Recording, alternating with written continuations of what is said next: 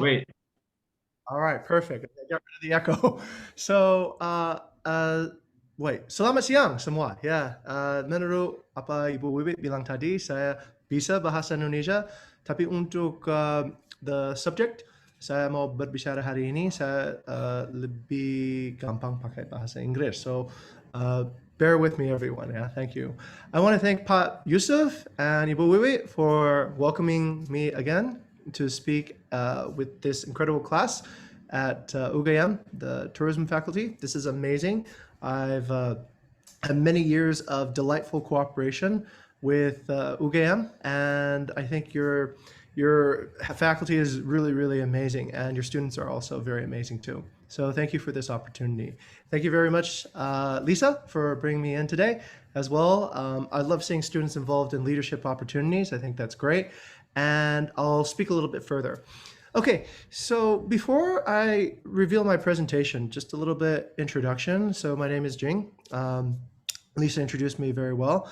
And what I hope to do today is I hope to take this time to look at the world of tourism. It is a difficult time right now in tourism globally. We've been through this pandemic, which has been absolutely, I think, the worst thing to ever happen to tourism in history. So through this, I think we have learned a lot as a company here at Bukit Vista. We've learned that you can't really control things that you can't control. I can't control when the government's going to open the airport. I can't control whether or not people will feel secure buying a plane ticket and coming to Bali or Jogja. But what I can control is I can hire the right team. I can build up the right team for when things get better. And that's going to be the theme of the discussion today, about taking control and leading in the things that we can do. So I'll go ahead and share my screen. I'll start my presentation, and hopefully everybody will get a chance to see what I'm talking about. All right, so let's see. I'll start my presentation today. Use a tool called Canva to get this started. Okay, so Lisa, can you see my screen? Yes? Yes. Okay, perfect.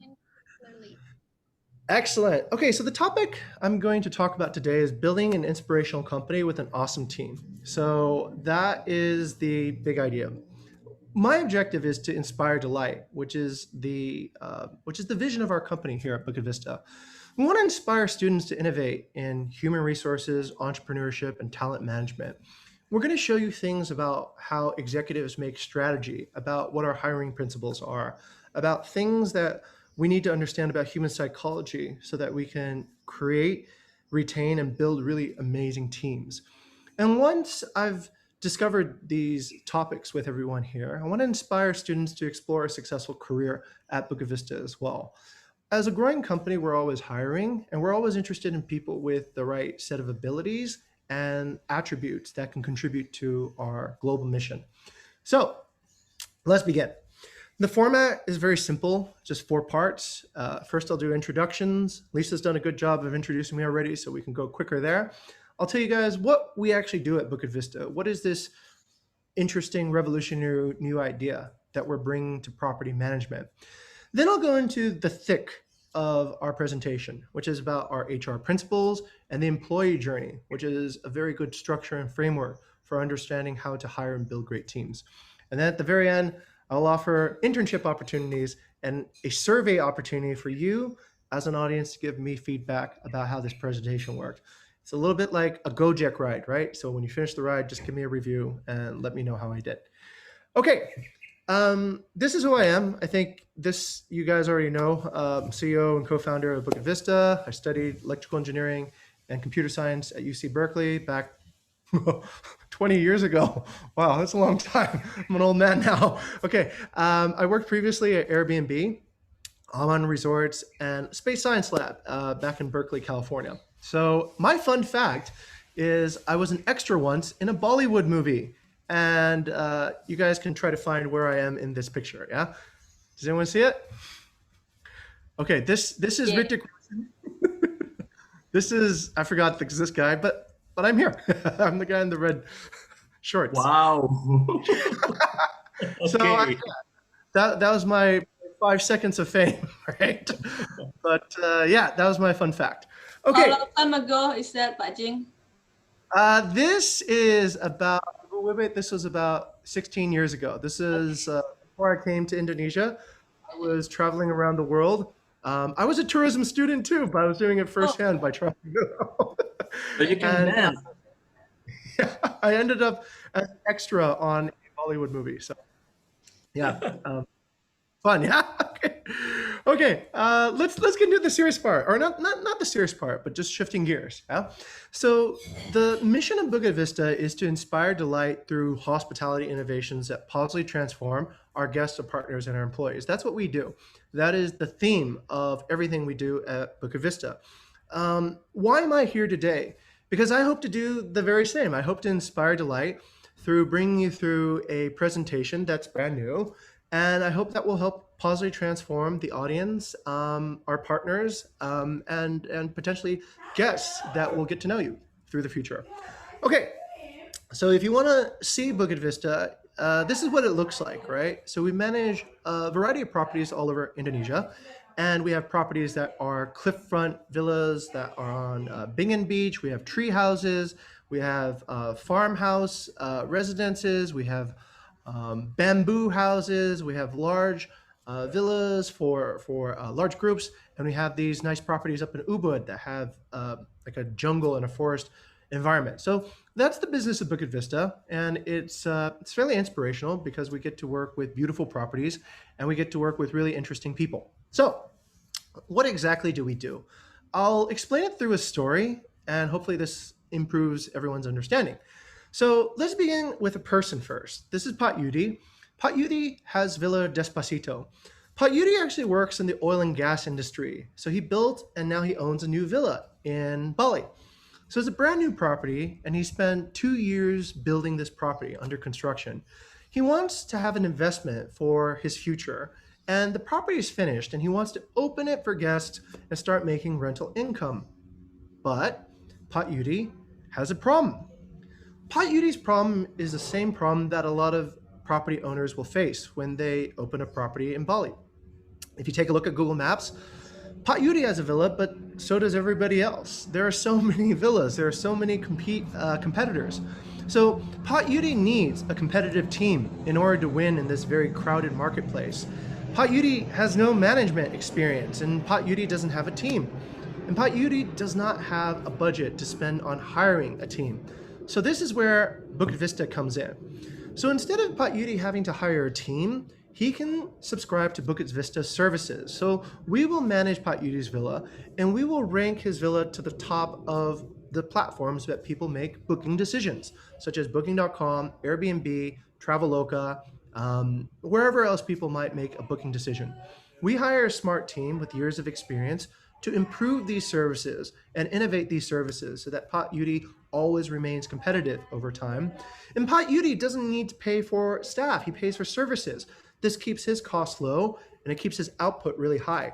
And Pat Yudi only pays a commission when there's a sale. So that is our revolutionary new idea. So we are taking hospitality management as a service. So this simplifies the ownership process, and it also improves the innovation process as well. Owners do not need to hire their own teams. The service continuously upgrades, and we drive the services to become better through innovation every day. Owners only pay a commission to each booking to Bukit Vista when they get results. Okay, so that's what Bukit Vista does. Now, this is a good question. Somebody might ask, okay, so if we don't own properties, how do we actually demonstrate value? And the answer to that is we maintain services and we innovate services because we need an awesome team. We need a team of people that will create value. Unlike a case where you actually own a property, this is all teamwork. All right. So then your first problem. How do you actually select an awesome team? Well, you need to think about three things. You need to think before you hire people about a vision fit. Do people actually believe in the vision? Do they actually show performance in this particular vision? Then you need to look at a career stage fit. You need to ask yourself, does this person have the correct career alignment to my team that I want to build? And the third thing that we look at is attribute fit. Does this person have the correct attributes to succeed on my team? Now, this is very different than the way a lot of people hire, because the way a lot of companies hire is they look at experience first, or they look at what previous companies you've done. But if you want to create an awesome team, we believe that these are higher priorities, and I'll go to explain why. First, the vision fit is, does the person joining your team actually believe in this particular vision? Does this person actually inspire?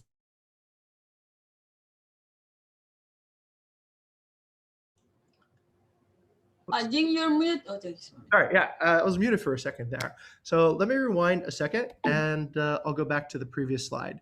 So basically, we're looking for a fit in these three priorities, and they are different than conventional priorities for how conventional companies select people to join their teams. But we believe these are important, and let me explain further why. So the first thing is about vision. If a person has a correct vision fit, then all the actions and all the things and all the thoughts they do will be aligned to, well, the rest of the company. And this creates a very strong, purposeful journey for people who are in your team. Whenever we ask, why do we do this? Why do we do that? We just need to go back and ask ourselves, does this actually support the vision and the mission of the company? If it does, then we have a vision fit. Why do we stay up, let's say, an extra hour so that our guests might have a successful check-in? Why do we make it easier for guests to understand a property by offering beautiful photos? Why do we why do we talk at universities to attract talent to our company? Well, this is where the vision comes in. All those whys can be answered by the vision statement of the company and the mission statement of the company, and that makes it super important. Okay, the next thing I'd like to show everybody is this. I'm not sure if anyone's seen this before, but this is a very important understanding of how to select a good team as well. This is the career stage fit. Now, when we're looking at particular candidates to join our teams, we need to understand, are they joining because they want a job? They're seeking money? Are they joining because they want a job, but also they want a career as well? They're seeking money, but also recognition. Or are they joining because they want to seek a calling? They see this particular place as purposeful, as a place where they can self-actualize. They become the person that inspires other people. So this three stack is super important, and it becomes a way to, let's say, determine what qualities you're looking for in the people you want on your team. Generally at Bukit Vista, we tend to look for people with a calling who are coming to join our company because they feel like there's a purpose here that they can achieve, that they would naturally do it. It does not mean we don't pay them. This is not, a volunteer force, but it just means that they do seek that particular aspect in their career, in their function. Okay, let's continue on to the next part. If anybody has any questions at any point, feel free to engage me on the chat. Yeah. If you have anything that you'd like to say or add, this will make the discussion more interactive. And plus, I can't see everyone's faces right now, so that's the only way I know if anybody actually is hearing what I'm saying. So please feel free to engage me on the chat in Bahasa Indonesia or English if you have any questions during this speech, during this talk. Now, let's go to the third point about things that we prioritize when we hire. This is an attribute fit, and I love this particular philosophy. It's given by D. Hawk, who is, I believe, an American management expert. And he said this. He said that hire and promote first on the basis of integrity. Second, motivation. Third, capacity. Fourth, understanding. Fifth, knowledge. And last and least, experience. Because without integrity, motivation is dangerous. Without motivation, capacity is impotent. Without capacity, understanding is limited. Without understanding, knowledge is meaningless. And without knowledge, experience is blind. Experience is easy to provide. I'm going to have to lift this up so I can see this. Easy to provide and put to good use by people who have all the other qualities. Now, in my years of experience in hiring, I go to this quote all the time. This is so true. If we are hiring just based on experience alone, we might have short-term fit. But if we want to create an inspirational company, if we want to create a business that has a really deep meaning and purpose, then this is the correct way to hire in terms of attributes. And this makes it very fair for new graduates, in fact, who have just come out of college, because you might not have experience, you might not have knowledge, but if you have integrity, motivation, capacity, understanding, these are really good things if you want to join a purposeful team. Okay, let's continue and see where we go. Okay, great. So those are interesting parameters and priorities. So what's next? Well, what's next is the employee journey. So this is the strategic part that I was talking about. In order to build inspirational teams, in order to build awesome teams, you need to understand, okay, what does an awesome team look like? And you need to be able to organize the information and the techniques and the processes and the different parts that you're going to be using to build this awesome team into a framework. So the framework we use here at Bukit Vista is, we call it the employee journey. So what does the employee journey actually look like? It's actually very simple. It's just 6 stages. It begins with awareness, and then it goes to an application, then to evaluation, then onboarding, then retention, and then advocacy. These are the 6 steps that are involved in every employee journey here. And I'll go into detail and visualize what each step actually looks like. So awareness. Awareness is the first step. It's where you become aware that Bukit Vista actually exists. How do you first learn about our company? Now, if you're here at this talk right now, then that's one way that you have become aware about Bukit Vista. Perhaps you weren't aware yesterday, but now because you're at this talk, you are aware now. So we do numerous programs to raise our awareness. One of the primary programs is that we hold expert talks, the BVE talk. So in addition to, I guess, myself speaking, we invite experts in industry who have established careers. We've invited founders of Free Code Camp. We invite venture capitalists with have done hundreds of millions of dollars of deals. We invite people with years of experience in brands like Gojek, Traveloka, Facebook, Google, Uber, Airbnb. We invite people here to speak to university students like yourself, to raise awareness, to exchange knowledge, but also to create some awareness that, hey, Bukit Vista exists and you should consider working here. All right, after awareness comes the application. So a person is now aware of Bukit Vista, so they go on our website and they apply. They find a job, we get their application, and we analyze their application for consideration to onboard. The next step is the evaluation process. So we evaluate each candidate through multiple interviews. We look at their CV, we look at their application, their motivation letter, and we look in comparison relative to other candidates to make a decision on the evaluation, whether or not this person should be onboarded. Once we've decided that a person should be onboarded, then comes to the time where we positively transform the intern or the employee. So we bring them in, we give them lots of documentation, mentorship, training. We give them access to ourselves as senior leaders, but also access to our professional networks where they can also find the answers to their questions and to their thoughts. We onboard people by showing them how to use our tools. So we use Slack for our general company messaging, Trello for our project management. Tableau is our data analytics tool, which we are upgrading now to Redash. It's a new tool. And these are all elements of the employee onboarding process by which we bring somebody in and make them a full-time employee. But once they become an employee, it becomes important to retain people. And it's important to really think about that job career calling. Are we creating an environment that speaks to purpose, that retains and makes people want to do their best work? So we host regular master classes with experts. We do company happy hours. We do a lot of learning and exchanges to improve our engagement and also keep that retention value high. We also get feedback from our employees once a month, sometimes a little bit more frequently, as well through an employee engagement survey. So this survey is sent out to all the people who work at Bukit Vista so that they can tell us, as part of the HR team, how HR is doing in terms of managing that ecosystem correctly. Okay, and then the very last part is advocacy. Advocacy is when somebody goes and they say good things about their experience working at Bukit Vista. They write us a review, or they testify, or they speak in front of an audience and say Bukit Vista is an awesome place to work. So that is pretty much the summary of the 6 stages of the employee journey.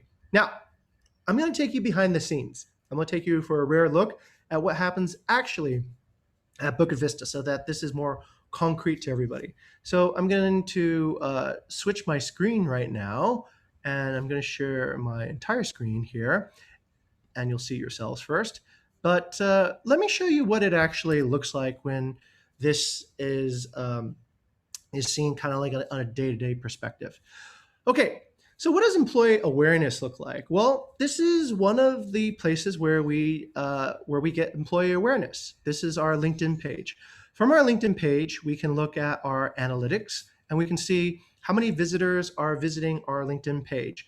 We can set the dates for whichever dates we want to set. So this is the past 30 days, but we can also set for the last 6 months, and we can see that we are doing good.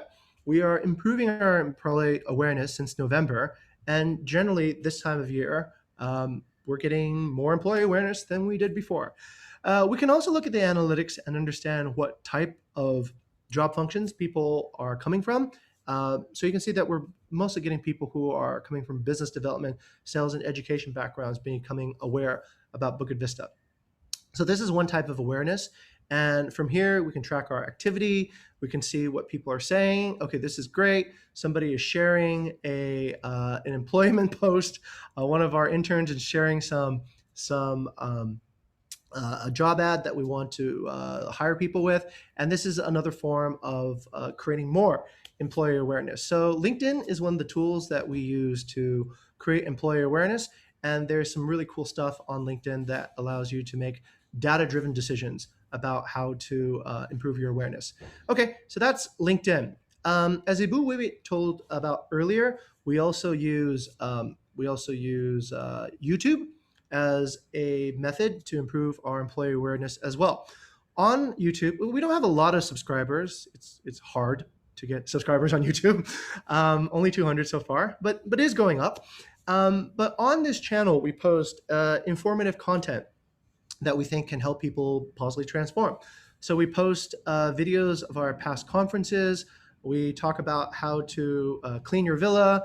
And then we post also our expert sessions with people from all over the world. Here is an expert session with Shafri. This guy is the vice president of data science at Gojek. And some of these other people are senior leaders at Airbnb and other companies. So this is another way that we also improve awareness at Bukit Vista to make sure that more people can find out about us.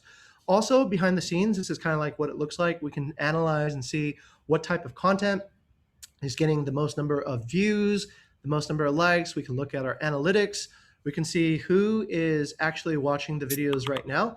Hopefully nobody in this room, because you're here to listen to this talk. And we can see kind of like what the performance is of each particular each particular video that we create, which is also very useful for tracking awareness. Okay, so that then brings us to Google Analytics.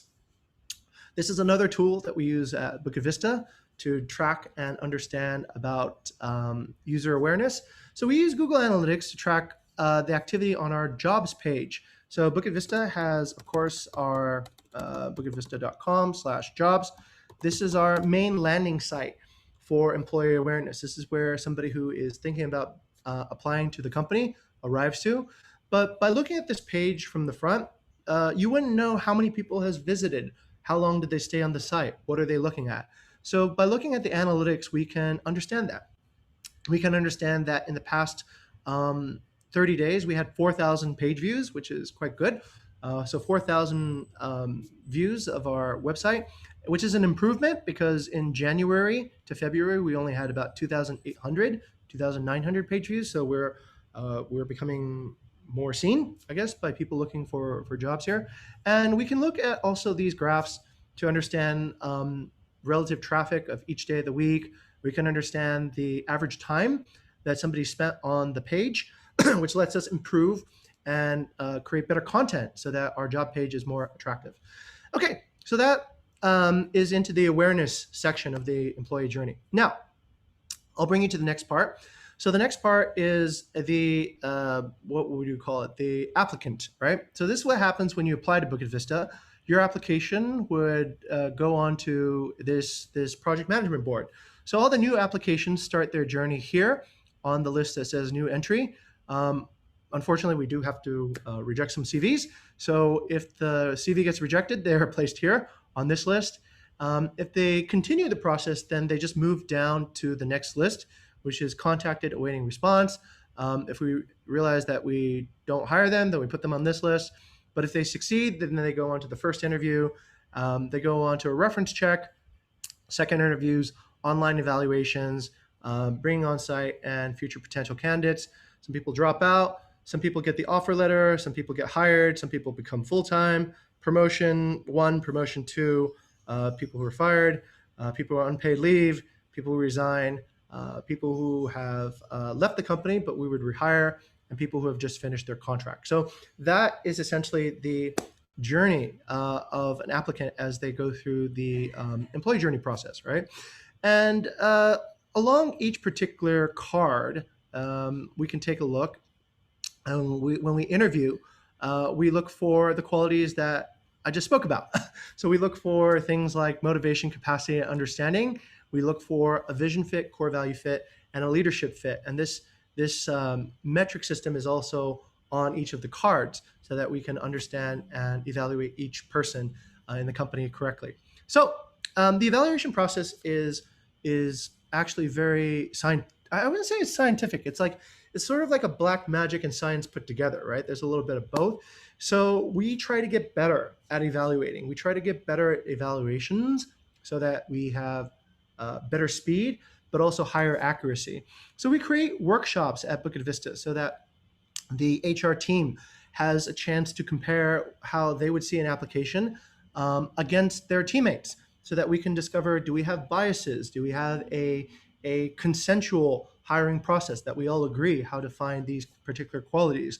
And this is one of our training methods within the HR team so that we become more skilled at making evaluations. And okay, so that's kind of that part. All right. Once a person is onboarded again, then they belong to a team. And each particular team uses a different project management board to conduct their day-to-day operations. So this is an example of how the HR team uses Trello, which is our project management tool, to hire people. So I'll briefly go through some of these cards so you can kind of see down and understand what's happening. For example, one of the highest priorities right now at Bukit Vista is we're looking to hire a vice lead for our business intelligence team. So essentially, we are using numbers here to map the employee journey.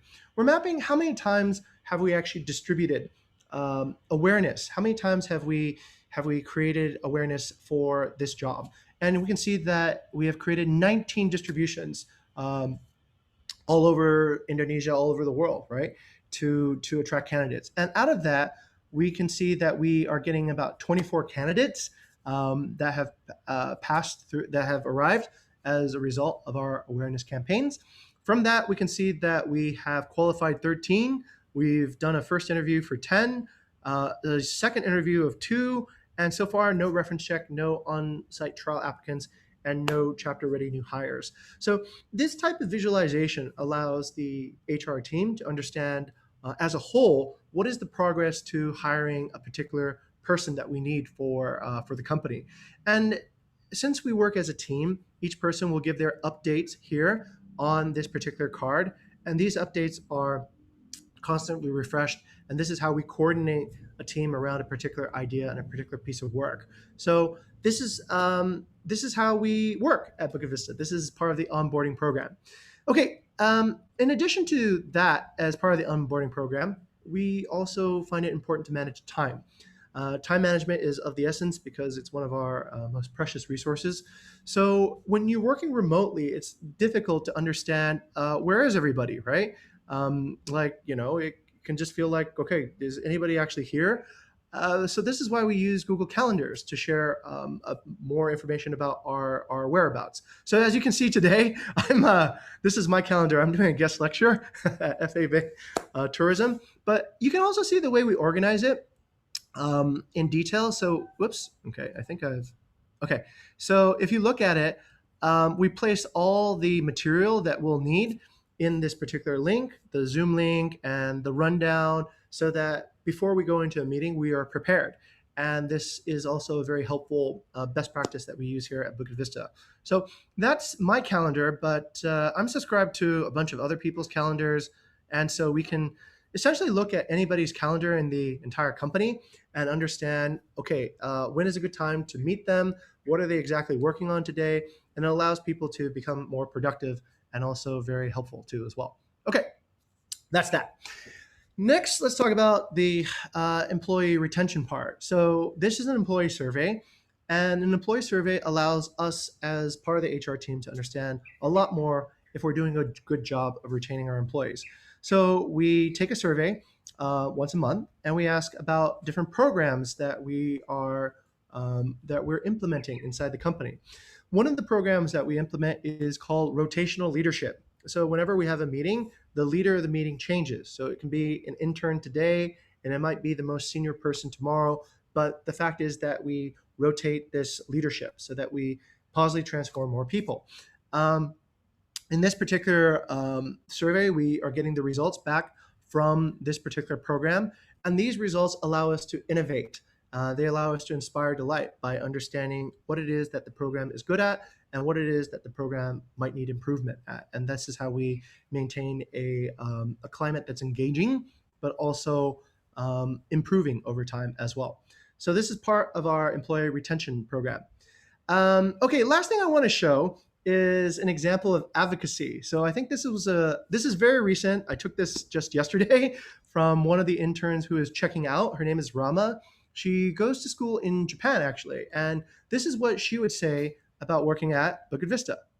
Let me actually ask you something. Since you're about to check out, would you recommend Bukit Vista to a friend or to people that might seek an internship? Absolutely. I talked about this with Shailin like yesterday during my interview, actually. Yeah.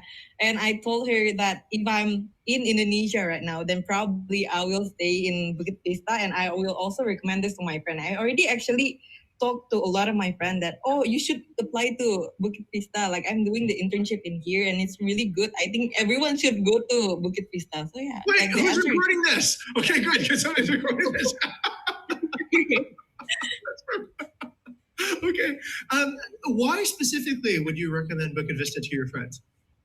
Well, the most specific reason is because that it's very different when you're learning in Bukit Vista than other, like, for example, like university. In university, you only learn about theory. And when I talk like with a lot of my friends, like who are also doing internship right now, like most of their work is only like documentation and also writing a lots of like 100 pages of reporting stuff.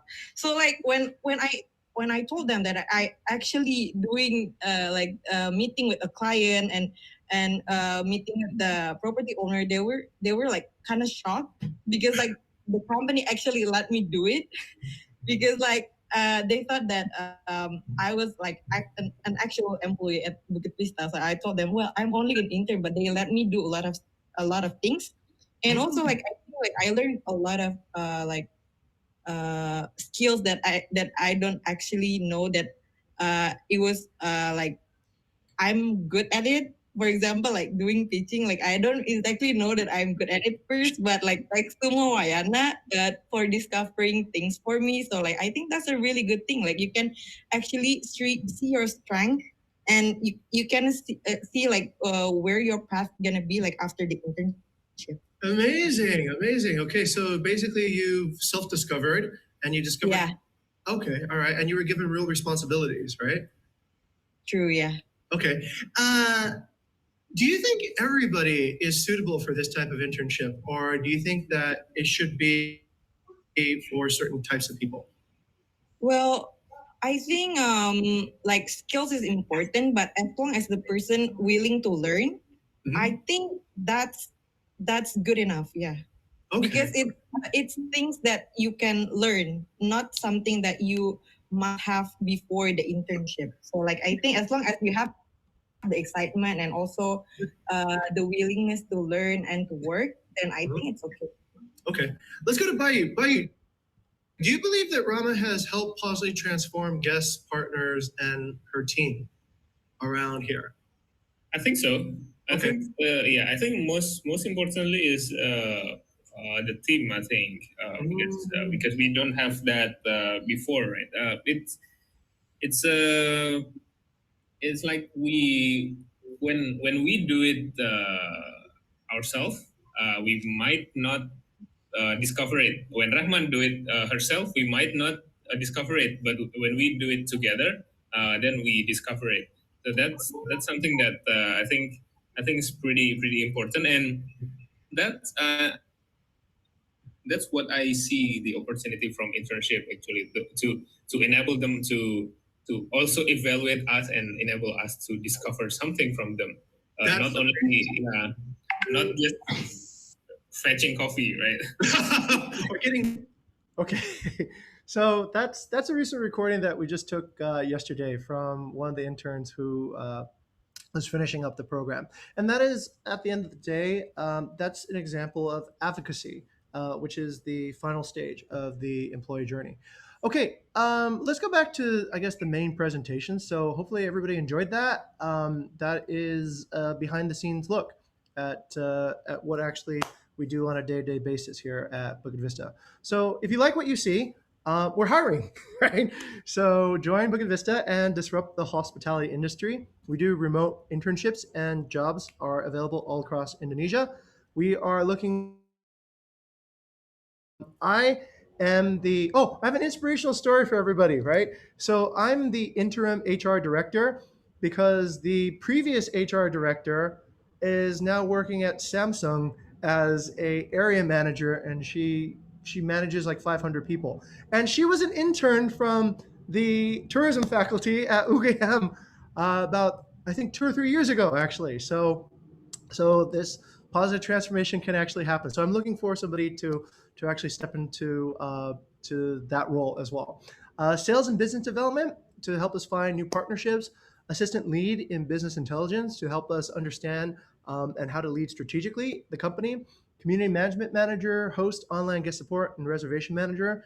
And we have a variety of internships available for whoever's looking to learn more about digital marketing, customer service, finance, community management, UI, UX, business data science, and there's something below this. I cannot read it, but internal tools and software development. So those are all internship possibilities. The human resource, basically, I think I've talked about already. You guys can see what we do. We essentially hire and develop some of the highest potential talent in the world, and we lead innovation through creating a great company culture, and it helps develop lifelong skills and career achievements. Marketing works on learning from industry leaders in the world. We have access to an incredible professional network, and it helps us to build a world-class collection of amazing properties. And we optimize Airbnb. We do vlogging, copywriting, storytelling. We travel all over Indonesia, making fun videos, drones, gimbals, IMAX. These are all your tools. Community. Community works to improve our property community with COVID-safe protocols, hosting webinars, getting the community to enjoy the process of being a property owner, and building owner community. Okay, that's pretty much it. Maybe if I can ask Lisa to help me on this one. If Lisa, you can write this bit.ly link onto the chat so that everybody can click on it. This is the part where I need everybody to give me a review, right? And let me know if I did terrible. And Ibu Wiwi and Pat Yusuf should never invite me back to UGM again, or if I did okay and I'm worthy to come back for a future presentation. So I think we're going to go into Q&A next. So this, I guess, if you're not doing Q&A, you can just give me the survey. Yeah. Thank you very much, everyone, and that's the end of my presentation. Okay, thank you very much, Mr. Jing. Wait, wait a moment. That was a very interesting presentation. There are actually smart ways to hire great people, to finally have an awesome team that has great quality and able to fulfill the goals of the enterprise. And Mr. Jing has been applying these methods to Bukit Vista. This also indirectly made us wonder and prepare to be a great human resource, hopefully. He also tries to apply the appropriate way of working or HR in Bukit Vista by holding an internal meeting with his employees, and that I think that is a very interesting way, sangat-sangat menarik tadi dari video yang ditampilkan oleh Mr. Jing, bahwa Mr. Jing itu juga mengadakan meeting dengan pegawai-pegawainya untuk mengevaluasi bagaimana sistem kerja yang ditetapkan di sana, apa yang perlu dikembangkan. Itu sangat menarik sekali. Dan there was a full and long story on how Mr. Jing succeed to hire potential talents on the employee journey. Maaf Burhan, itu kayaknya suaranya belum di mute. Yeah. And I believe everyone is also excited to talk about this topic more deeply, or maybe sharing about their experiences in working or participating in communities, in which lead us into a discussion session or Q&A session. Untuk tata cara dari sesi diskusi ini, mungkin bisa saya jelaskan terlebih dahulu. Mungkin teman-teman yang ingin bertanya atau ingin sharing akan pengalamannya atau ingin memberikan saran, boleh sebelumnya menuliskan nama terlebih dahulu ya di kolom komen, agar nanti bisa saya sebutkan dari atas, jadi lebih teratur begitu. Nanti setelah disebutkan namanya, boleh silakan menyalakan mic-nya untuk bertanya secara langsung ke Mr. Jing atau ke yang lainnya. Oke, kalau begitu, boleh untuk teman-teman yang ingin bertanya, silakan menuliskan namanya di kolom komen.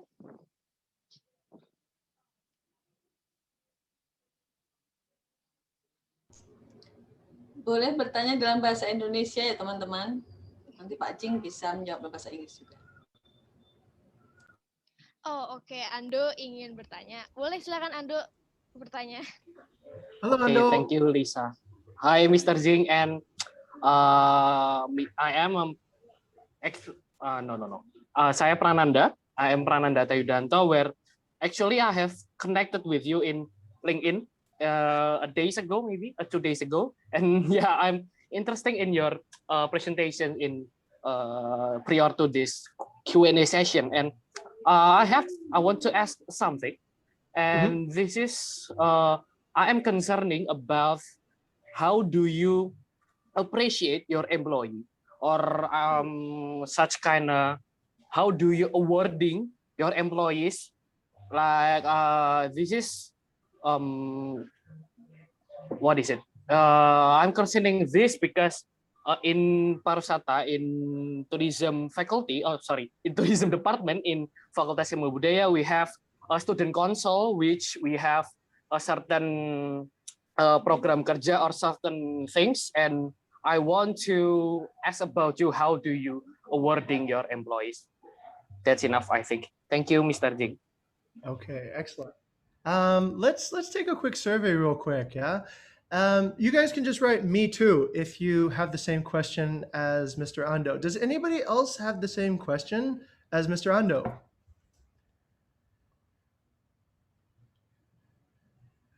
Let's see. Okay, good. Carls, okay, yep, see you there. Okay, anybody else besides Mr. Ando and Carls? Okay, all right, very good. Excellent. I'll begin, and if you have this question, just upvote this question so I know how important it is to you, because this is how we communicate. What you've asked for is actually very strategic, and I'll go back to the presentation to also give a little bit of context around it. So what Mr. Ando is asking is actually a very core part of how we think about this thing. Yes, right here. So employee recognition and employee gratitude is part of the career stage in let's say the career fit matrix, right? So what we do at Bukit Vista is we need to think about things that actually recognize people for stages in their career. And this goes back, I think, to the journey, right? And it goes back to this idea of what we do as culture. So recognition, I think, has many forms. Recognition has the form of the most popular way that we give recognition is we give you the chance to lead. That's it. So everybody gets a chance to lead the entire company at the all hands meeting, right? Everybody gets a chance to lead their own team meetings. Everybody gets a chance to lead the employee happy hour. This is a way of, I think, saying, all right, we recognize that we want to develop this person and we're going to put recognition to you.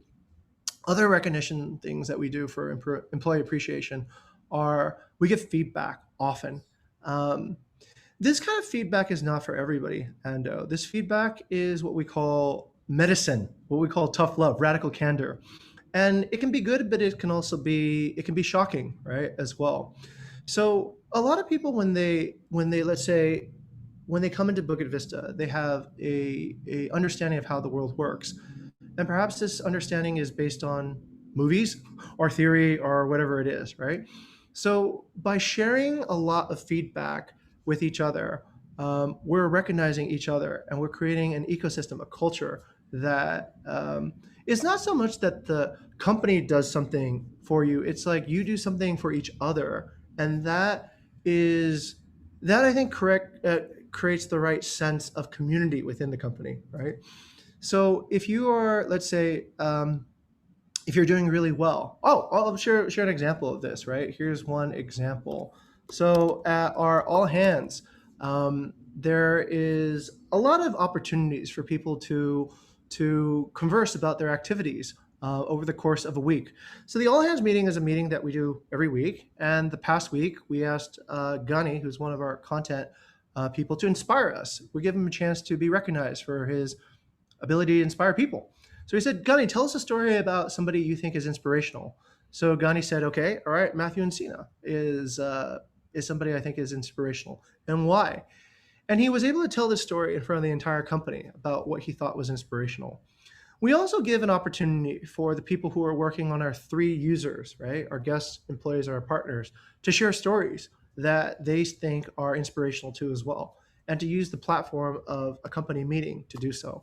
So this allows people to then express, okay, this is an amazing thing that I had with a guest. These are amazing experiences I had with partners, and these are amazing things that have happened in general.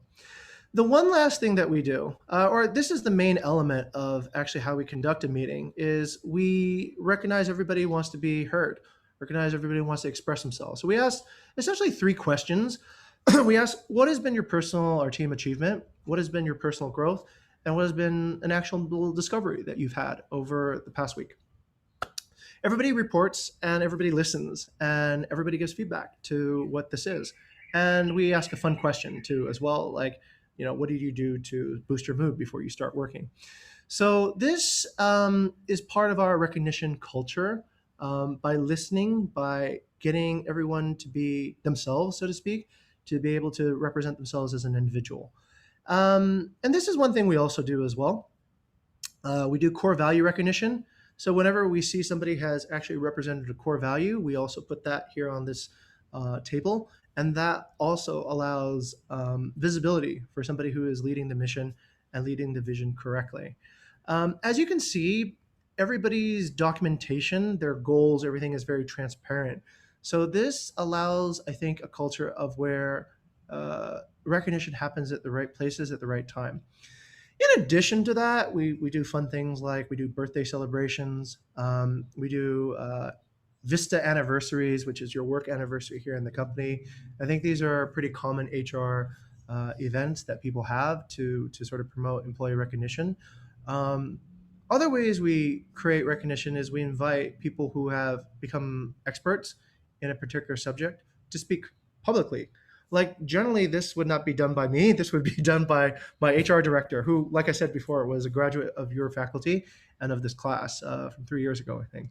So that's another way that we appreciate employees, because your question is very, very vital. If a company doesn't appreciate the people that are working there, then I don't think that company will survive long term very well. Or they'll just have people who are working jobs and not looking for a career, and definitely not working because of a calling. But back to our vision and mission again, that everything we do is related to how do we positively transform people through innovations. As another way of actually showing you some more behind the scenes, Ando, I'll kind of we've systematized this idea of how do we actually recognize employees by inventorying all the things that actually build a culture, right? So I'll kind of bring that up here. We call these employee transformation services. So employee transformation services are essentially programs that the HR team at Bukit Vista, we operate these programs all the time, right? They can be things like intern trial programs. They can be like HR running a role as a service. They can be like doing a public event like a BVE talk.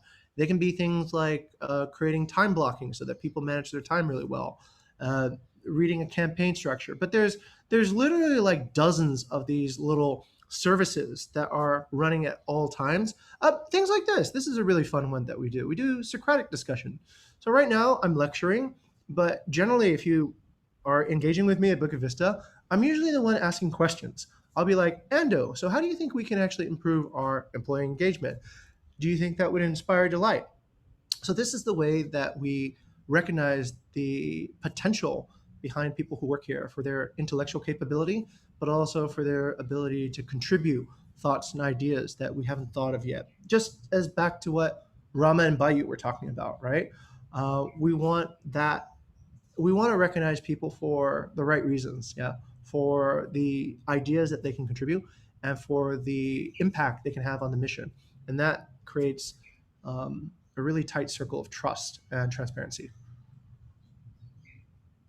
All right. So in other words, in the basis, in the fundamental, you are what is it, like situated same or equal opportunities for your employees. Yeah, I think everybody. The key word there is opportunity, and right. Yes. Everyone has an equal opportunity. Some people will develop that opportunity more, and it goes back to what D. Hawk was saying, right? Some people have better understanding of recognizing what opportunity is. Some people have more capacity, right? And of course, you'll get different achievement levels based on how that opportunity is utilized. Yes, everybody at Bukit Vista is given an equal opportunity, because at the end of the day, we don't really know where the next best idea might come from. And so we want to make it as fair as possible for anybody to contribute. And as you can see, like in that video discussion with Rama, Rama was an intern here. She only spent 3 months here, but she was able to transform her team because she noticed that there were things that could be improved. And I'm recognizing her today, actually, by sharing her video with you, right? So that I think builds her legacy as well, and it's a form of employee empowerment. It's a form of employee recognition. All right. Okay. Yeah, I asked these questions because in our tourism department in Students Council, we want to start a kind of staff's reports monthly, and this is that report included like the evaluations and some other critics or suggestions to the staff itself. So I'm really thankful for your answers. Thank you, Mr. Jing. And Have a nice Mr. day. Ando, feel free to talk with me anytime you want about creating a good employee survey or a staff survey. All right. Yes, I'd be yes. very Thank you. happy Yeah. yeah. Remember, I'm not just saying this to Ando to look good for this seminar. My end goal is to positively transform as many people as I can before I die. So if I can help people, get on track sooner, that's an achievement. And whether you work here or whatever in the future, like you'll probably think better of me, right? So that'll be my reward, right, for that engagement. Thank you, Ando, for the question. Thank you. All right, thank you, Ando, for your question. And those ways could be applied for the Students' Council to improve the employee management. And thank you, Mr. Jing, for the answers. So, is there anyone? Ada yang mau bertanya lagi? Oh ya, Valtias ingin bertanya. Silakan, Valtias. Setelah Valtias mungkin baru hello. Mbak Claudia ya. Thank you, Lizette. Hello, Mr. Jing. So pretty much my question is sort of like a follow-up question to Ando's question. Like for example, if you have done everything right to a certain point, right? So you have like probably for example that you have like congratulate them on their birthday, or like acknowledge them on their achievements and stuff, but like the staff is pretty much doesn't really care about what you do. Like they live in their own bubbles, you know, like they just work and doesn't really care about the working environment and stuff. Like how do you first of all, my question is, how do you transform kind of a worker like that? And the second of all, is it our fault, or is it their fault for not like that? Yeah. Valtias, that's a great question. That's $1 million question. Hey, say me too on the chat if you have the same question as Valtias. Valtias, are you in a leadership position? Kinda, I don't know. Okay, Yeah, tell me what it is. Where does this question come from? Is it because you're leading people and you're trying to decide how to organize them and motivate them, or what is this based on experience? It's kind of like based on experience. Like Okay. What happened to me is that, like, I did everything that I can to make like people for the communication to be like two ways, but in the end is just me talking, you know, like there's no feedback on that, and it's kind of frustrating, you know. Okay, I understand your frustration, Valtias. I'll share a piece of wisdom that I got from I used to practice capoeira, which is like this Brazilian martial art. Two people go into like a circle and they try to kick each other, but they don't actually kick each other. They always nearly miss. So my my master instructed me. He said, if you get kicked, it's your fault. If you kick somebody, it's your fault. And I think in terms of understanding whose fault it is, it's perhaps not maybe it's not the best context or the best framework to understand how things are. It's both people, obviously, at the end of the day. When a relationship doesn't work, like there's things that either of you could have done better. I've had situations like that. My solution now is this, Faultia. My decision now is you should have a very strong mission and vision understanding, right? You should understand the why you are doing what you're doing, and everybody else should understand that why very, very well. If they don't, then you're not doing a good job as a leader, right? So that becomes, I think, the core of all your power, right? Let's say, I'll give you a similar example. Let's say, for example, I'm dealing with a new employee, right? Is not very motivated, or like the first thing you can do is you just don't select somebody like that, right? That is the very first thing you do. You do not select people that do not have the correct. This is why the vision fit is so important. This is why the career stage fit is so important. If you put in people who are there to do a job and you're not actually asking yourself, do they actually want a career in my organization? Do they have a calling, a higher purpose that is beyond career and money? Then you're taking a risk, right? Because you're going to deal with motivation issues maybe later on. But let's say you want to save the whales, right? And you bring on people who are commercial fishermen, and all they think about is, I just want to extract money from the ocean, right? At some point, you're probably not going to be able to motivate them to this purpose. But if you hire people who who love whales or just love animals in general, and they spend all their time thinking about how to protect animals and nurture animals, then you're probably going to have a stronger calling fit, right? And that part is the first part. You need to filter out for people who, do they actually believe in your vision or not? Which means that you need to have a vision for yourself, right? You need to ask yourself, why are you actually doing this? And once you can establish your why, you can project that why more easily to other people, right? By asking them, hey, look, this is why we're doing this. Is this the reason why you want to be here? And you got to open up chances for rejection here. This is where they say, no, I'm actually doing this because I need a job, right? Or I'm doing this because of whatever. Well, don't be too surprised later if they're not motivated to kind of go that extra mile, right? To communicate or to engage with you in the way that you want. And the third thing is you got to look at, do they have integrity, motivation, understanding, right? What is the core attribute that they are bringing to this relationship? So that's just in the very beginning. That's hiring. I would say, Thaltius, that hiring can be 80% of the job done. If you've hired really well, then the people around you are great. They energize you. They make you feel motivated to come to work every day.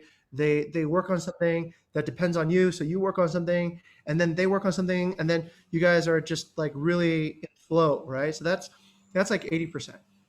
Let's say a person passes hiring because they look great, and now they don't have motivation, right? They're not the person you thought they would be. You have only two decisions to really make at this point. You have to decide, are you going to continue or are you going to stop, right? So if you continue, then you have two decisions to make again. If you want to continue, you have to ask, all right, am I just going to tolerate this and just say, okay, this is part of the way that it is now. I'm not going to have a really meaningful relationship with this person, or are you going to try to transform this person? And that depends on, I guess, your ability and your skill, right? You have to understand, is it within my power to transform people? So in most cases, transforming people takes a lot of energy and it takes a lot of motivation on your own part to do. But if you want to embark on that journey, then I would start with the Socratic Method. I would go like, hey, look, let's have the honest discussion about what's not working for you, right? Because from the way I see it, it seems like you're not being very engaged here. Can we agree on that? Yes. Okay, good. All right. Now you've established at least the truth. And then why? What is it that you're not getting out of this job? And what you want to do is you want to, this is actually part of persuasion negotiation, actually. What you want to do, which you use a lot in HR, you're going to be using a lot of persuasion negotiation in a human resource role if you want to climb up in your career, right? You're going to want to understand everything that this person doesn't like. You're going to try to find what the core problem is. And by doing this, you will be able to then at least identify and prioritize what you can address. Let's say, they don't like communicating with you because they think the work sucks, right? Why does the work suck? Why are you not enjoying yourself? Oh, because I don't get to use my best abilities. Okay, what are your best abilities? I'm really good at doing marketing and you're making me do sales. Okay, so, all right, that's interesting. So what kind of marketing would you like to do? I would like to do this and this and this. Okay, how long would you like to do it for? I'd like to do it for this time and this time. When can I see results? Maybe by this month. Okay, if we don't see results, what should I do next, right? So then you're essentially using questions to understand the problem, and you're getting them to explain to you what the answers are. You need to have at least that much communication traction in order to be able to let's say, deal with somebody. If you can't even get to that point, then you just have to decide, do you want to tolerate this or do you want to terminate this relationship, right? As, let's say, I hate to say this, but being more experienced in HR, I think of it this way. If you tolerate one person behaving like that, what signal does that send to everybody else on the team, right? You got to think about, okay, all right, as part of HR, you have to think about the culture, not just the individual. So in some cases, you're able to, let's say, transform somebody. But in some cases where you fail at transformation, you can't do it, then you have to make the next decision, right? Do I tolerate this or do I terminate this? If you have to make a termination, then do so quickly, right? There's no point in dragging things out for 6 months and then realizing, oh, you weren't really a good fit here. But terminate, I think, with empathy. Terminate not like, oh yeah, you're fired, bye. Um, Arrive at that conclusion and state the reasons why. Hey, I tried to talk to you 6 times, but you ignored all 6 of my phone calls. I then tried to walk up to you and approach you, but you said you were too busy. And then I had some pretty urgent, important message, and I emailed you to tell you this, but you pretty much ignored everything I said over the past 2 months. So if we can't communicate, we can't trust. If we can't trust, what is the point of having this relationship here at this point, right? I think it would be probably better if we stopped right now and allowed you an opportunity to go find where you really belong and where you can be inspired. And it's not within my power to do so. Right? So that is my approach systematically on how would I go about this. But my question, no, did I answer your question? Is that satisfactory, or have we missed some points that are relevant? Yeah, it definitely questioned my no, it definitely answered my question, but Thank you. I think that it's I don't know. It's for me. It's kind of like it's a super long process, and it I think it takes so much time. Like ever doing that. But if it's like the good thing, maybe like I should try to do it. I'm And guessing. here's my response to you on this one, Faltias. Yeah, it's people are a long-term investment, I think, and if you want to build an inspirational company, you should invest in people. People are probably the hardest thing to get right and the easiest thing to lose. You can build a building and it stays there for forever, right? For 50 years. You just got to kind of make sure that it can be maintained. But if you want to have a really quality person stay with you for 50 years, that's almost that's probably 100 times harder, I think, in many ways. So I think of it as this way. Um, you don't always have the luxury to, let's say, oh, I'll just wait for the perfect person, or I'll pick the best person when I can. Sometimes you got to make quick and dirty hiring decisions, but just realize that's a debt, and that's going to cost you one day. One day that person is probably not going to fulfill the mission. It's going to be something harder. Um, I asked the community manager at Airbnb, an executive, how he thought about this, and he had a very golden answer. I'm going to share that with everybody today. He said, everything has to relate to purpose. Everything has to relate to purpose. When you compromise your purpose, you compromise you compromise everything. You compromise your own integrity. You compromise your own mission. So when you hire, you can think of it as this way. You're making a long-term investment by hiring the right person. And yes, it might seem like it's a long process. Why am I here today, right? Why don't I just go on a job board and put that job ad that I just showed everybody? Because yeah, I could get people who are looking for jobs, but I might not find people who are looking for a calling. I might not find people who want to be inspired, right? And yes, giving webinars is more work, right? And answering people's questions is more work. But I think of it as a long-term investment, and if you invest well long-term, then it starts paying off, right? Like I think I've been invited back, thankfully, right? I've been able to give this talk more often, and it is definitely hopeful. We've hired incredible people from Pat Youssef and Abu Wicks faculty. So this is the way I would see it. Yeah. Okay. Yeah. Thank you so much. That was so insightful.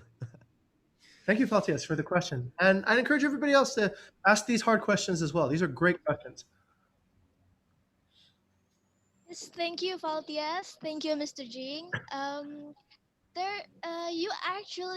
uh, um, actually answered my question also because I wonder, based on Faltia's question, I wonder whether it is easier or harder to work with young people like college students because you hire a lot of college students, right? Like what Faltia's asked, like college students tend to work or do things depend hard on their moods. even when it comes to their jobs. But I think you answered my question, because I think we will always find problems, like no matter how old they are, like the people we'll be working with, and the question, or like the thing to handle with it is just on how you hire them at the first place, or the metode dalam menangani kedepannya seperti apa, begitu sepertinya ya. Absolutely, Lisa. Yep. And Okay. Lisa, if I can add to that, I'll add another sort of reason why we hire college students. Well, obviously, the college students, I'll just be frank, they don't cost as much as more senior people, right? So people are just getting out, so we of course get an economic benefit from that. That's something most employers won't tell you, right? But they know. The other reason, the more important reason, is actually it's about innovation. And if you want to innovate, then you need to work with people who are flexible in their mind, right? They are willing to learn new things. They have agility, because the tools we used last year are different from the tools we use this year, and the methods we used last year are also different from the methods we use this year. So the company itself is always transforming. And I've noticed in younger minds there's more plasticity. It's easier to and more enthusiasm for change. I'm getting a little bit older myself, and I kind of find it frustrating when we have to use a new tool now, right? But new people find no problem with it because it's the first tool they've ever used. And so in that essence, we've also found that the innovation spirit can happen quicker. And plus, young people are often the first people to discover cool things like TikTok or Clubhouse or whatever these new trends are anyway. So we figured that is improving our discovery process as a company as well by bringing in young minds to do this. But we do want to attract older people for wisdom, because sometimes young people say, I want to do this, and then older people be like, that's been done before. Actually, it was just called something different in my generation, and they can tell the nuances, and that is always valuable because it allows us to have shorter development cycles. But yeah, there's always a place in Bukit Vista, I think, for people with a growth mindset, bias to action, and self-learner, no matter what age. Yes, alright. Okay, so let's ini kita mulai lanjut aja karena ada banyak lagi yang ingin bertanya. Ini dari Claudia Ajeng bertanya lewat kolom komentar. Mr. Jing, which one do you think more important, an intern who has high work motivation with standard intelligence, or the one who has great talent or potential with little work motivation? Oh, wow. Excellent question. So let's go back to what D. Hawk would say about that question, right? Let's see. My answer is, let's see. All right. So hire and promote first on integrity, second on motivation, third is capacity, fourth is understanding, fifth is knowledge. So intelligence is a, let's see, who has potential, great talent. Okay, great talent is essentially capacity, right? This person could potentially do amazing things. Yeah, I would hire and I would promote the person who had high motivation and standard intelligence. And the reason for that is because that's more inspirational, and that inspires delight, right? A person who has a lot of capacity but isn't using that capacity is not inspirational. It doesn't build culture. It doesn't build followership even, right? When I think about HR, I don't think about necessarily just how one person does compared to another. I think about the effect on the entire team, right? Because we need to work together as a team. If that person with, let's say, high talent and little work motivation becomes a problem because of their motivation, I probably would try to fix that person. But if their motivation doesn't improve, you probably have to let them go, because they become toxic. They become something that is not very inspirational. It's not very motivating for everybody else to see that. So yeah, absolutely, the person with high work motivation, but let's say standard intelligence. Now that being said, generally what you want is the people with high talent and you want high motivation, right? That's what you want to steer somebody to. And if you have a compelling vision, if you've selected people who have, let's say, a calling, and you have lined up the correct attributes, right? So that the rest of your team is also integrity first, motivation second, capacity, then naturally people will go into that best bucket, right? High motivation, high capacity. That generally just kind of happens because of internal policing, in fact. But overall, a person, let's say, with low motivation is strategically, from an HR perspective, a bigger problem than a person with high motivation. There's achievement, and it goes back to, like I said, like what Ando said in the very beginning. Everybody's given an equal opportunity, right? But yeah, achievement might depend upon what your talent is. If you are a better jazz musician, then you play at Carnegie Hall, right? Or the Lincoln Center. If you're sorry, that's an old person reference. Maybe I don't know a new person reference. Maybe if you're a really good singer, you get more views on TikTok or something, right? If you have talent. And if you maybe don't have talent, then only your friends watch you. So that is a different metric. But overall, for creating a culture, definitely the person who is, I think, lesser capacity but more motivated. To Claudia.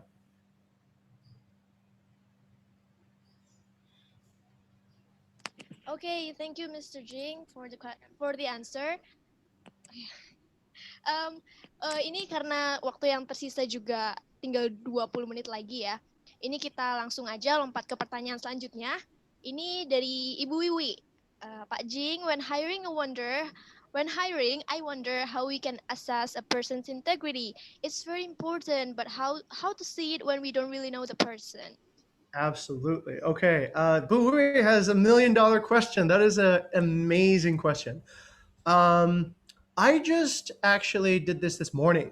I was interviewing a candidate for a role in community management, and it's very hard, Buhui. My team tried doing this the other day by asking the question outright. They said, "Do you think you're trustworthy, credible, or reliable?" And I told them that you can't ask a question like that because what's the right answer, right? The only right answer should be, actually, I'm not the best person to ask. You should probably ask the people who know me about this particular quality. What I generally do, Ibu, is, and to everybody else, who else actually, rate me too if you also want to know the answer to this question, yeah? It helps me also get feedback of who really wants to know. Okay, the way that I analyze integrity is I look at long-term story, right? So I look at, let's say, integrity can be easy to fake during an interview, but it is hard to fake over time, right? So let's say this, right? If I'm looking, I'll tell you the case this morning. So in the case this morning, I'm listening very carefully to what this applicant is saying. And they're telling me great things. They're telling me, like, yeah, I've worked at this company, which is a competitor to Bukit Vista, and it has very similar match and experience, knowledge, everything, right? And I think this person would be a great fit here. But at the very end of the interview, what the person said to me triggered my integrity trigger. I asked him, is there anything else that you'd like to bring to Bukit Vista, right? So I created a feeling that what he was offering wasn't good enough. So I asked him, is there anything else that you would like to offer to Bukit Vista? And he said something that made me surprised. He said, yeah, I still have relationships with the owners of the previous company. I would help you essentially establish relationships with these owners. And so I thought about that. And I guess integrity is the golden rule, right? Do you want this to be done to others as you would be done to yourself? So I thought, would I want this person, on the day they decide to leave Bukit Vista, to bring all our partners to the next person that they are bringing to? And I thought, no, I don't, right? So this person doesn't pass integrity. So no hire, right into the no hire box. So that's one case, right? I think the best way is I just generally listen to a person's story and I put pressure on the points where I want them, let's say they feel like there's a gap somewhere, right? They're not doing good enough. So I pressure them and I pressure them and pressure them. And I say, what do they do? If they do something that is a shortcut, if they do something that breaks the law, or if they do something that I think is harmful to other people or a past employer to benefit me, that would show a lack of integrity, because I'm just going to be another person. I'm going to be their future ex-employer one day, right? So will they do the same to me? It's really hard, I think. The best is time will tell, and an interview sometimes isn't good enough. Another thing that we do at Bukit Vista is we invite people for trials.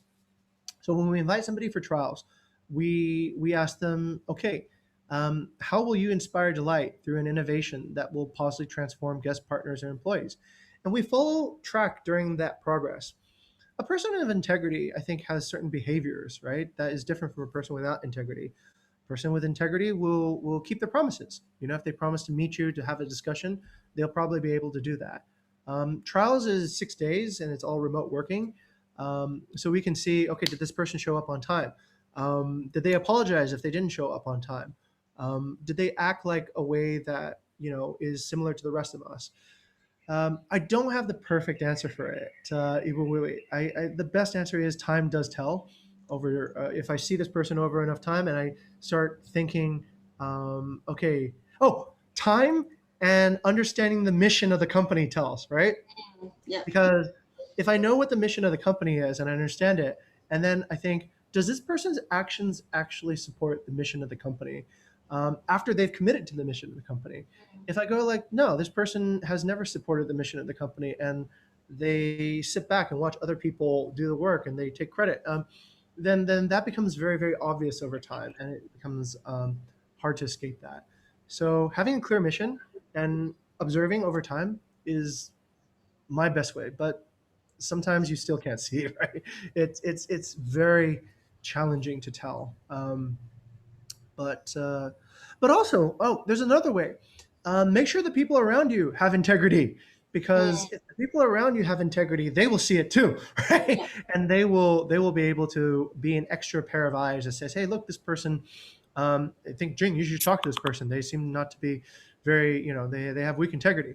And you know, there's a way that you can do that in a respectful way. I think that can detect that. But yeah, that is it's a really difficult thing to tell. Yeah.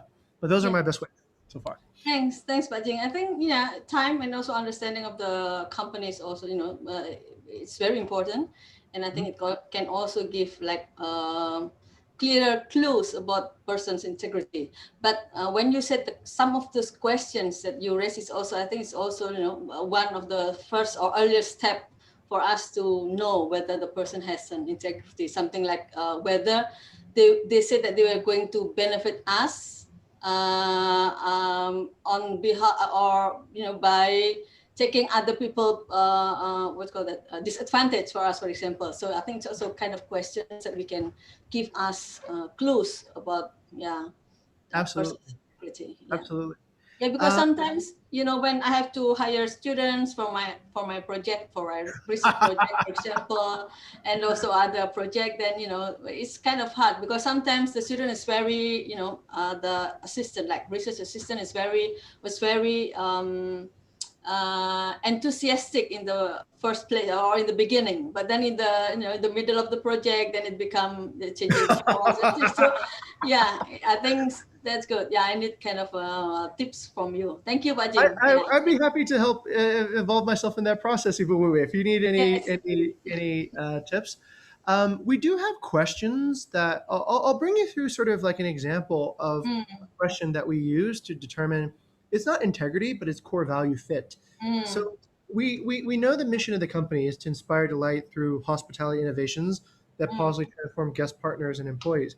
So that becomes, for a senior leader, that becomes it becomes almost the only question. There's only two questions we ask senior leaders, and that's it, right? We ask them this question, and then what we're listening for is, do they use core values, our core values, to actually do that? So are they challenging authority necessarily to get their ideas heard, right? That's a core value that we have here. Are they daring? Do they take risks on new ideas? That's what we call be the hero. Do they justify their ideas using data and evidence, or do they just make kind of ideas based on assumption? Um, are they transparent in sharing information with other people? So as the person's explaining that story, what I generally ask is I'll ask questions like, okay, how many people were in favor of your project at the beginning, right? And did that change as the project progressed? Who became your strongest supporter, right? And what was their initial belief about your project? So you can understand about credibility and about integrity through these kinds of questions, because if a person started getting more supporters within their company, then there's something to be said about that. Why did this person support you when they didn't support you in the beginning? Why did they find faith in following your ideas? Um, and I think it's through analyzing this person's story. Eventually, people will not have the wrong answer. They will just run out of energy, right? They just don't seem to have a really good answer. Like, yeah, people are following me because, yeah, I think I'm cool, or it just doesn't resonate, doesn't make any sense. And that's when I go, okay, that question has failed, right? And they probably either they don't have it or they just haven't been able to express it. Yeah. And then I just got to use my intuition. If they can't express it, then I try to simplify the question where they have another like chance to say, oh yeah, I did collect evidence. Yeah, that's how I knew. And because I collected evidence, people started believing me more. And nobody believed me in the beginning. And it could be just a good story. It could be all fiction, right? But that's why we do a reference check too as well. We do a reference check and we double check, does this story actually sound credible to you, a person who's worked with this person? So yeah, I'm still trying to perfect this art, but it is actually kind of fun. You let them talk, you let them kind of read the story, and then you analyze, does the story show integrity, right? You won here, but did anybody oppose what you were doing? Yeah, these people opposed me. Why do you think they opposed? They were jealous. Really? They were jealous? Okay. What do you think was going on in their mind? I don't know. No Okay. empathy, right? You can Yeah. see that a person probably that's a person without empathy. So yeah, it's sort of like during these discussions, we just pay attention and we really listen really carefully for, does this person trigger a positive attribute or a negative attribute? And the person can't know, because if they know, then they're going to avoid. Nobody talks bad about themselves except like me, right? I just told you, like, we hire interns because they don't cost a lot of money, but that's a joke, right? But like generally people don't say negative things about themselves, so you're going to have to be able to find a way where they're not saying anything negative about themselves, but they are triggering something that you don't agree with, and you're not letting them know what do you agree with or what do you not agree with. You're asking open-ended questions so that they can express themselves in the most open way possible. And let them reveal themselves, no? Yeah, you kind of let them. If they don't have integrity, they will trap themselves, right? Yeah. If they have integrity, they will be able to trigger. Oh, okay. Let's say you're behind on this project, right? So you're late on this project. Why? And they said, I was late on this project because I was actually divided in my attentions. Why were you divided in my attentions? I was working on this, this, and this. And why were you working on these other things? Oh, because I wanted to help this other person first. Okay, that's actually okay then, right? That you want to kind of create the pressure that it's not okay, but you want to see, do they actually then go into the right place that shows, yes, I did have integrity because I was doing something that I believed in. So yeah, Okay. yeah. Yes, thanks, Pak Jing. We will Yeah, talk hopefully about that's this later more. Ya. yeah. Oke, Yeah. Lisa, sorry. Saya nggak tahu waktunya berapa, tapi tadi saya sudah berkontak dengan Bu Sida. Bu Sida nanti mungkin akan berkenan memberikan menyampaikan sesuatu yang untuk to relate this talk and her class on human resource in tourism. Yeah, so maybe she can give she can give the students the relation of this talk to the class. Mungkin sebentar atau silakan saya hanya menyampaikan untuk Lisa supaya memberikan waktu nanti untuk Bu Sida. Terima kasih. Oh iya, sama-sama Ibu. Ini berarti untuk di sesi tanya jawab atau diskusi ini kita sudahi sampai sini saja karena mengingat waktunya juga tinggal 15 menit lagi. Untuk Risa, maaf pertanyaannya harus di-keep terlebih dahulu ya, mungkin bisa ditanyakan secara personal ke Mr. Jing. Kalau begitu kita langsung ke closing saja ya, dan oh iya, ini kita mungkin terlebih dahulu melakukan dokumentasi terlebih dahulu mungkin ya Ibu, biar takutnya kalau ada yang ingin keluar atau jaringannya terputus, baru setelah itu bisa closing oleh Ibu Zida seperti itu ya. Silakan on cam teman-teman. Ya, teman-teman boleh dipersilakan untuk on cam sebentar, menyalakan kameranya. Mau difoto oleh Ica ya? Ica Iya, atau Mbak, siapa benar. ini? Oh ya, Iya, kamu aja saya. yang Irisa. Kamu aja yang ini ya, kamu yang ngitungin aja ya kalau semua udah siap berarti. Enggak siap. Oke. Saya mulai ya. Ini slide yang pertama. 1, 2, 3. Slide yang berikutnya. 1, 2, 3. Slide berikutnya lagi. 1, 2, 3.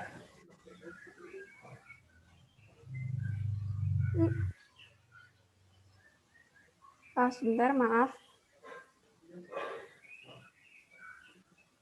Aduh, salah. Ya, slide berikutnya lagi.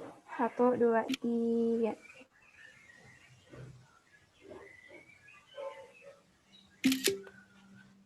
Ya, terima kasih. Oke, terima kasih Risa. Kalau begitu untuk sesi tanya jawabnya sudah selesai. Thank you very much everyone. That was an interesting discussion. Semua antusiasmenya saya hargai. Terima kasih untuk teman-teman semuanya dari 2019, 2020. Oke, kalau begitu untuk sekalian menutup kuliah umum siang hari ini, mungkin bisa dilanjut oleh Ibu Zida. Monggo Ibu Zida. Okay, thank you very much, Lisa, for the great moderating this seminar. I really appreciate, and also Bu Wiwi. Actually, it's not closing because actually I just want to highlight it, some of the important speech from Mr. Jing. First of all, maybe I want to introduce myself first. Mr. Jing, very familiar with Bu Wiwi, of course, Pak Yusuf and also Pak Tular, but maybe with me, I think this is the first time we met, ya Pak Jing. First time, okay. I'm Zida, one of the junior lecturer in tourism studies program. So maybe it's still, it's been 3 years, just very junior compared to Bu Wiwi and Pak Tular and also Pak Yusuf. And in this semester, maybe half of the student here joining this seminar is assigned to the subject called Tourism Human Resource Management. So yeah, so this is very, very insightful, I think, yeah, very insightful presentation from Pak Jing for our class, for student, and of course for me as a lecturer in the subject. And I think what you already present is give us more insight about how we can learn to manage people based your experience in Bukit Vista. And it helped us also how to get understand about the important building the strong vision of the organization, and how to make sure all people in the organization understand the vision of the organization. I think it's very important. And then next, how to build strong organization culture. You already give example about that. And also I still remember last semester when we had internship workshop with Bukit Vista, but you was not there. We had workshop with Cynthia, Gani, and who else? Someone who just resigned from the Bukit Vista, move Ara. to Ara. Okay, and from the what's that testimony from all the employee of Bukit Vista, they said that the important thing that they can learn from Bukit Vista is the key person, which is you, Mr. Jing, as a great leader. Yes, because in Bukit Vista, I they didn't know they said that. experience, yeah, it's not only about working, but the most important thing, they can transform. So I highlighted the most important or the most powerful word here is transform. So how Bukit Vista can transform people. So it's not about only business plan, but above all, you put the people in a very, as a very powerful capital. I think Yes. it's, yeah, great. It's something that we can learn in the organization. So maybe for Ando, because Ando, he is a leader in the student council, maybe we can learn about the leadership, the importance of the leadership, right? Here in how to manage people. And then, yeah, I think I just want to say thank you very much, Pak Jing, and it is so worth it. Of course, next time, Bu Wiwi and also Pak Yusuf must invite you again in another seminar or lecture or something. Excellent. Okay, Thank I you think so that's much. all, Pak Jing. Thank you so much, Ibu Zita, and it's always a pleasure. I wasn't aware that they said that about me, but yeah, that's Yeah. They said flattering. about that. Yeah, you are important thing, key, like a key. What's that? Yeah, key person in the Bukit Vista is a leader is Pak Jing itself. Okay, thank you very much, Pak Jing. I hope Bukit Vista will be very more successful in the future. We hope so too. Yeah, as soon as tourism opens in Bali, yeah, we're gonna have a lot of work to do. Yeah. Okay. Thank you very much. That's all. Giselle, I give it time back to Giselle. Thank you. Oke, terima kasih Ibu Zida. Alright, everyone, semuanya, thank you so much. Ibu Wiwi, Ibu Zida, dan Pak Yusuf, dan juga terima kasih yang sudah menemani kami di kuliah umum ini. Juga teman-teman semuanya, terima kasih banyak atas partisipasinya. Dan Mr. Jing, it has been a very great time, a good talk, good discussion. It has been a pleasurable moment for us to have you with us this afternoon. I hope this class gives us thoughts or ideas that would help in understanding the world of business in hospitality industry. And I am, as the moderator of today of this class, would like to apologize for any mistake of any kind during this class and say thank you for the great time and participations. Good afternoon, have a great day. Wassalamualaikum warahmatullahi wabarakatuh. Thank you, Pak Thank you so Jing. much, Lisa. Great. Okay, thank you so much, Ibu Wiwi. Yes. And oh, my regards to Pak Tular. We will certainly invite you in the future. I mean, like, this is not the Yes, last okay, time. I didn't lose.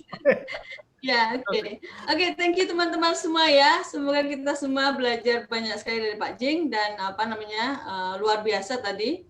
Ya, Pak Jing tidak hanya dari pemahaman ya secara konsep gitu, tapi juga experience-nya luar biasa. Itu yang juga bisa kalian pelajari. Oke, see you all next. Bye-bye. Okay, bye-bye, everyone. Thank you for coming. Bye. Thank you, Mr. Jing. Thank you, Adios. Hey, thank you, Ando. Thank you. Gracias. Thank you, Thank you, thank Mateus. you. Thank you. Alright. Kamu on mic btw. Ora apa-apa, Sats. Thank you guys, thank you. Jangan lupa ngisi presensi. Jangan lupa